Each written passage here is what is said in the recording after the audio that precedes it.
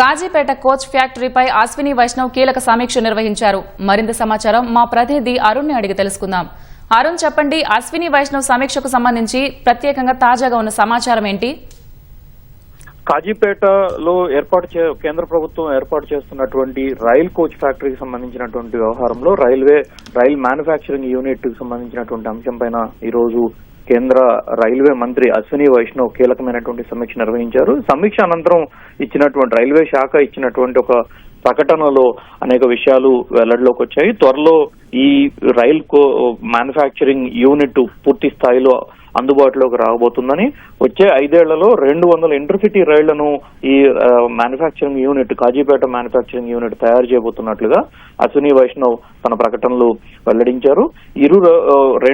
కొన్ని ప్రాంతాల మధ్య ఉన్నటువంటి, అంటే 2 నగరాల మధ్య 2 పట్టణాల మధ్య కీలకంగా 300 కిలోమీటర్ల పరిధిలో నడిచేటువంటి రైళ్లలో ఇంటర్సిటీ రైళ్లు కీలకంగా ఉన్నాయని, ఈ రైళ్లు 300 కిలోమీటర్ల వేగంతో 150 కిలోమీటర్ల వేగంతో ఈ విధంగా నడిచే విధంగా అన్ని అధునాతన సాంకేతిక పరిజ్ఞానంతో వీటన్నిటిని తయారు చేయబోతున్నట్లుగా వివరించారు. కనీసం 130 కిలోమీటర్ల వేగంతో ఈ ఇంటర్సిటీ రైళ్లు ప్రయాణిస్తాయని, 2 పట్టణాలు లేదా 2 నగరాల మధ్య నడిచేటువంటి ఈ రైళ్లకు అనేక చోట్ల స్టాప్స్ ఉంటాయి కాబట్టి, అనేక చోట్ల ఆగుతూ వెళ్తూ ఉంటాయి కాబట్టి, అందుకు తగిన విధంగా 2 ప్రాంతాల మధ్య ఉన్నటువంటి విద్యార్థులు, ఉద్యోగులు, వారితో పాటుగా ఆరోగ్యపరమైనటువంటి సేవలు పొందే వారికి ఈ రైళ్లు పూర్తి స్థాయిలో సొంతంగా ఉంటున్నాయి కాబట్టి, అందుకు తగిన విధంగా రైళ్లలో అనేక మార్పులు, నూతన సాంకేతిక పరిజ్ఞానంతో వాటితో పాటుగా ప్రయాణికులు సౌకర్యవంతమైనటువంటి ప్రయాణం చేసే విధంగా అన్ని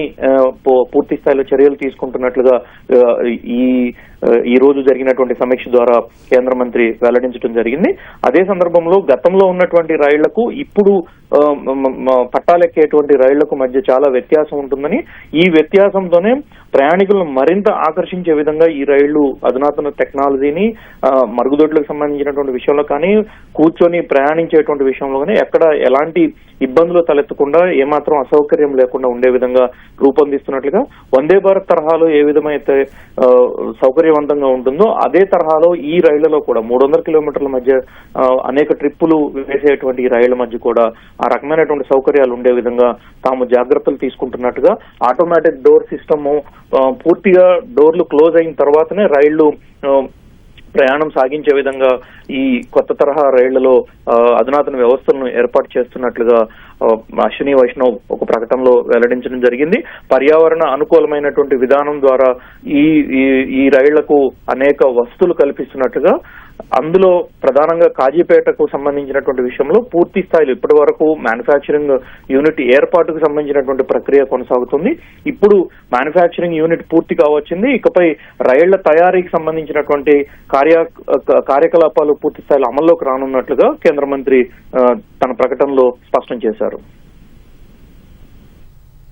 ఓకే, ధన్యవాదాలు అరుణ్.